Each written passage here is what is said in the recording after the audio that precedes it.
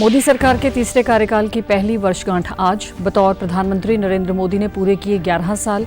PM ने social media के माध्यम से कहा, 11 साल में आए अनेक सकारात्मक बदलाव।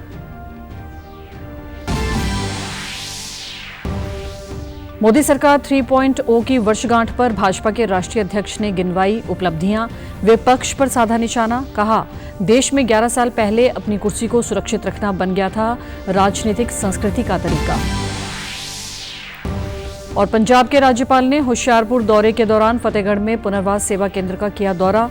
नशे को समाप्त करने के लिए समाज के हर वर्ग के नौजवानों के साथ साथ प्रशासन की भी सक्रिय भागीदारी पर दिया जोर।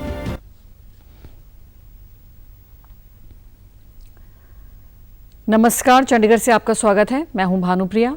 अब समाचार विस्तार से। केंद्र में मोदी सरकार ने आज 11 साल पूरे कर लिए हैं। पिछले साल 2024 में आज ही के दिन बतौर प्रधानमंत्री नरेंद्र मोदी ने लगातार तीसरी बार शपथ ली थी। इस तरह आज उनके पीएम के रूप में 11 साल पूरे हो रहे हैं। उनके नेतृत्व में एनडीए की सरकार लगातार सफलता के नए आयाम गढ़ रही है। पीएम मोदी ने सोशल मीडिया एक्स पर अपनी सरकार की उपलब्धियों को कुछ इस तरह से सामने रखा है। इसमें अभी तक की उनकी योजनाओं का लेखा जोखा है, जिसकी वजह से अंत्योदय तक सरकार की ओर से दिए जा रहे लाभ का उल्लेख है। गरीब कल्याण, युवाओं के लिए अवसर, किसान, महिलाओं को उनके अधिकार, मध्य वर्ग के लिए आसान बनाने वाली योजनाएं, उद्यमियों के लिए बनाई गई नीति, सड़क और रेल क्षेत्र में बढ़ती कनेक्टिविटी जैसे तमाम क्षेत्रों में सरकार की चलाई जा रही योजनाओं के बारे में पीएम ने जानकारी दी है। और पीएम ने आज इस विशेष अवसर पर सोशल मीडिया एक्स पर लिखा है कि 140 करोड़ भारतीयों के आशीर्वाद और सामूहिक भागीदारी से संचालित भारत ने विभिन्न क्षेत्रों में तेजी से परिवर्तन देखे हैं। सबका साथ, सबका विकास, सबका विश्वास, सबका प्रयास के सिद्धांत से प्रेरित होकर एनडीए सरकार ने पथ प्रदर्शक परिवर्तन किए हैं। आर्थिक विकास को लेकर सामाजिक उत्थान तक लोगों पर केंद्रित समावेशी और सर्वांगीण प्रगति पर ध्यान केंद्रित किया गया। आज भारत न केवल सबसे तेजी से बढ़ने वाली प्रमुख अर्थव्यवस्था है, बल्कि जलवायु कार्रवाई, डिजिटल नवाचार जैसे मजबूत मुद्दों पर एक प्रमुख अर्थव्यवस्था है। इस अवसर पर प्रधानमंत्री ने सोशल मीडिया एक्स पर नमो ऐप का लिंक साझा करते हुए लिखा कि पिछले 11 वर्षों में कई सकारात्मक बदलाव आए हैं और जीवन सुगमता को बढ़ावा मिला है। नमो ऐप आपको इस परिवर्तनकारी यात्रा की जानकारी एक अभिनव तरीका, इंटरएक्टिव गेम, क्विज सर्वेक्षण और ऐसे ही अन्य प्रारूपों से देता है। प्रधानमंत्री नरेंद्र मोदी के नेतृत्व में एनडीए सरकार के 11 वर्ष पूर्ण होने के अवसर पर भारतीय जनता पार्टी के राष्ट्रीय अध्यक्ष जेपी नड्डा ने एक प्रेस वार्ता को संबोधित किया। इस अवसर पर उन्होंने कहा कि विकसित भारत के लिए सेना, सुशासन और गरीब कल्याण को समर्पित कार्य हुआ है। वह स्वर्ण अक्षरों में लिखा जाने वाला कार्य हुआ है। उन्होंने कहा कि ये सरकार एक असरदार सरकार है। असरदार सरकार है, इफेक्टिव गवर्नमेंट। यह सरकार दमदार सरकार है और यह सरकार मजबूत फैसले लेने वाली सरकार है, आर्थिक अनुशासन लाने वाली सरकार है। पिछले 11 वर्षों में जो आर्थिक अनुशासन लाया गया, उसके लिए जो बोल्ड डिसीजंस लिए गए और उस समय जनता को साथ लेकर के किए गए। साथ ही भाजपा अध्यक्ष ने कहा कि 2014 की पहले की सरकार भ्रष्टाचार में आंकड़ डूबी सरकार थी। उन्होंने कहा कि 2014 के बाद से नकारात्मक से सकारात्मक राजनीति की तरफ आए हैं। करप्शन,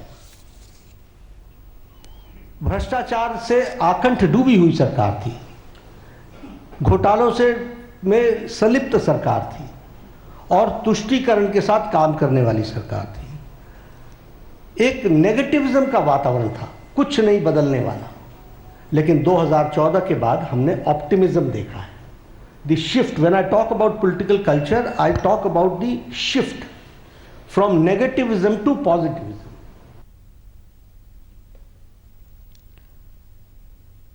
पंजाब के राज्यपाल गुलाब चंद कटारिया ने कल अपने होशियारपुर दौरे के दौरान फतेहगढ़ में पुनर्वास सेवा केंद्र का दौरा किया।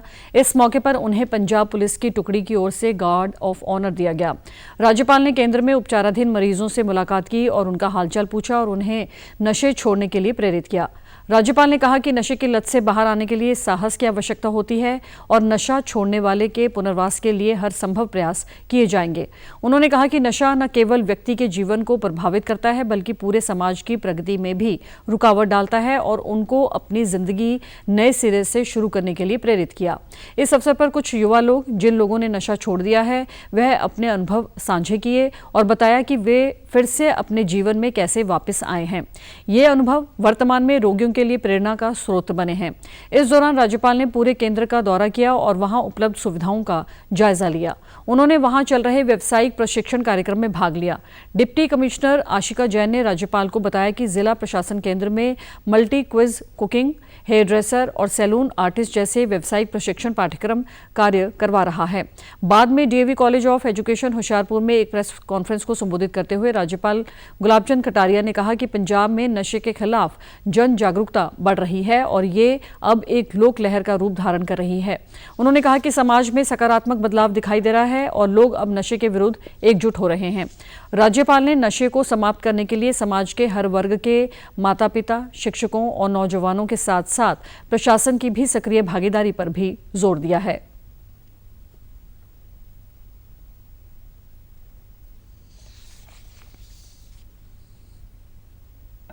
ये जो है वहाँ किस प्रकार का ग्रुप बनता है, किस ग्रुप के साथ वो बैठते उठते हैं, इस पर संस्था के और हॉस्टल के जो इंचार्ज हैं उनको भी देखना पड़ेगा। अगर हमने स्कूल और कॉलेज और यूनिवर्सिटी को नशा मुक्त कर दिया तो हमारी सफलता का 50% काम पूरा हो गया, क्योंकि यही कल के भारत के नागरिक भी हैं और कल का जो कुछ भी परिवार बनेगा इनसे ही बनेगा, अगर समाज बनेगा तो इनसे बनेगा, देश बनेगा तो इनका ही बनेगा। तो हमारा ध्यान उस पर बहुत ज्यादा जाए के लिए प्रयास कर रहे हैं। प्रधानमंत्री नरेंद्र मोदी के नेतृत्व में महिलाओं के सशक्तिकरण से लेकर उनकी सुरक्षा तक बीते 11 वर्षों में कई अहम कदम उठाए गए हैं। उनमें से एक है महिलाओं के स्वास्थ्य से जुड़ा प्रधानमंत्री सुरक्षित मातृत्व अभियान। इस अभियान के 9 वर्ष पूरे हो रहे हैं। इस मौके पर देखिए ये खास रिपोर्ट।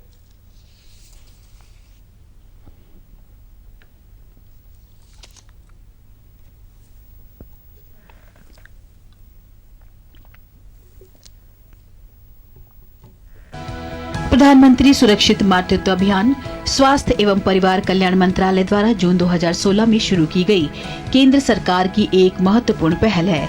प्रधानमंत्री सुरक्षित मातृत्व अभियान महिलाओं को उच्च गुणवत्ता वाली जांच सेवाएं उपलब्ध कराकर उन्हें सुरक्षित गर्भावस्था और प्रसव का अनुभव देने में सहायक बन रहा है। इस योजना के मुख्य उद्देश्य गर्भावस्था के दौरान महिलाओं की प्रसव पूर्व देखभाल करना, प्रसव पूर्व देखभाल सेवाओं तक सभी गर्भवती महिलाओं की पहुंच सुनिश्चित करना, गुणवत्तापूर्ण प्रसव पूर्व देखभाल प्रदान करना, मातृ मृत्यु दर को कम करना, स्वैच्छिक रूप से निजी चिकित्सकों को शामिल करना और सार्वजनिक स्वास्थ्य सुविधा में निजी चिकित्सकों की भागीदारी को बढ़ावा देना है।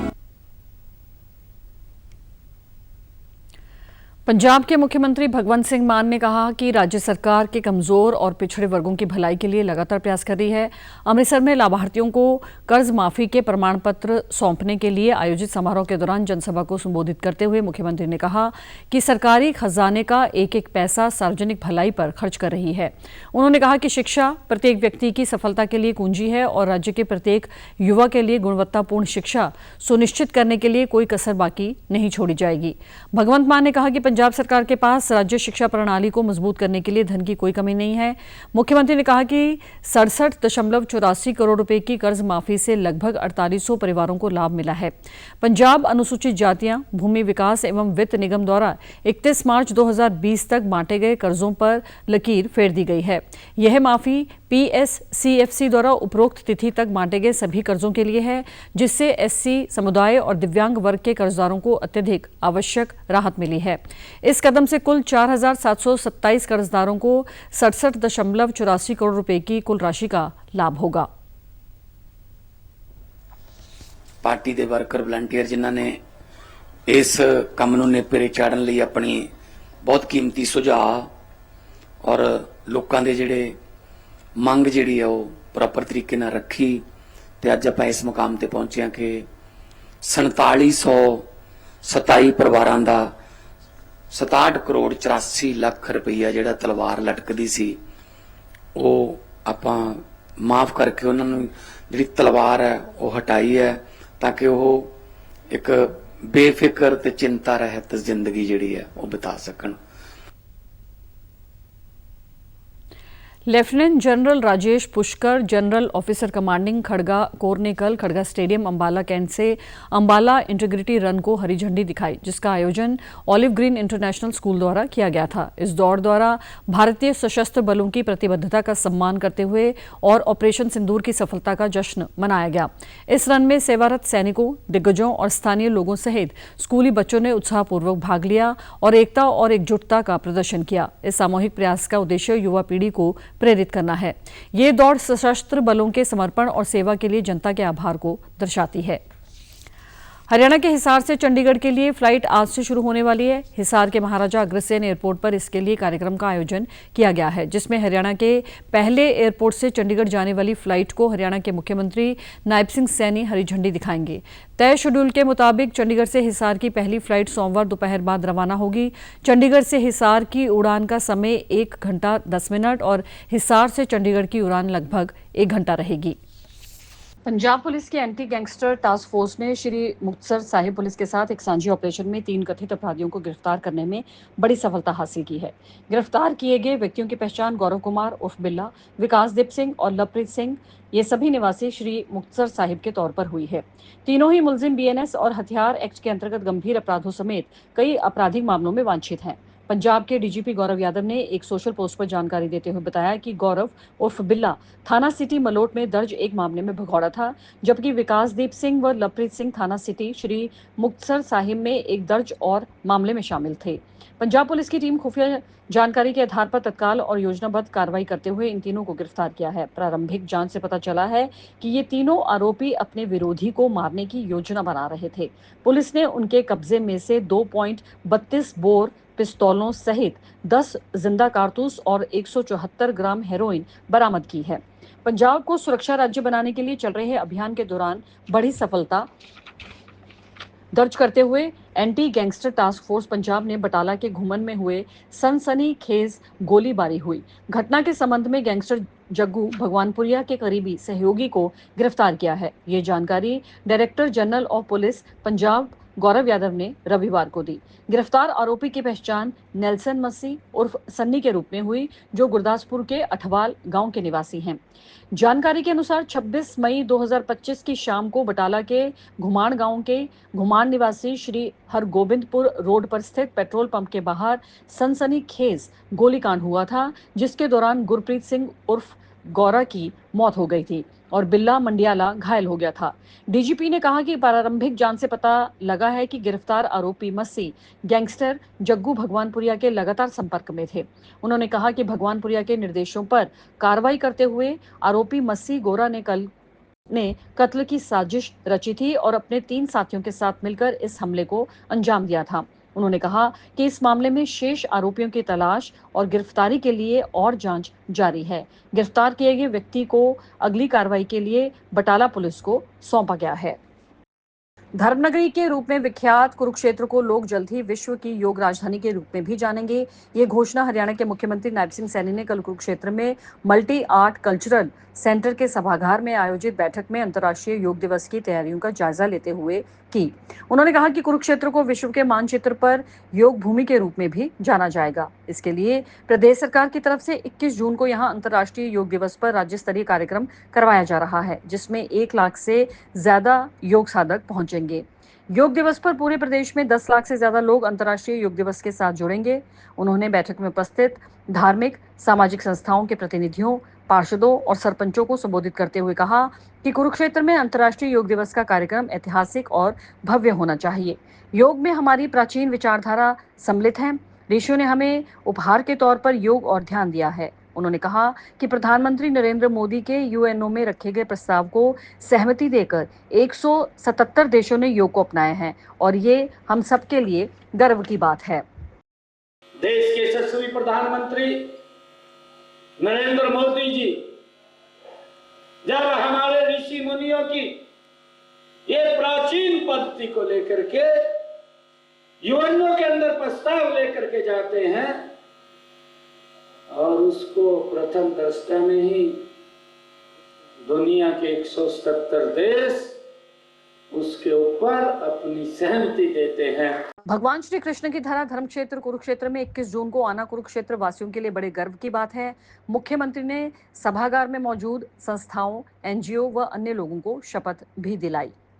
इस अवसर पर हरियाणा योग आयोग के चेयरमैन जयदीप आर्य ने कहा कि इस कार्यक्रम में 10 लाख लोगों को स्वामी रामदेव ऑन स्क्रीन योग सिखाएंगे। इसी के साथ प्रदेश भर में 10 लाख पौधे लगाने का निर्णय भी लिया गया है।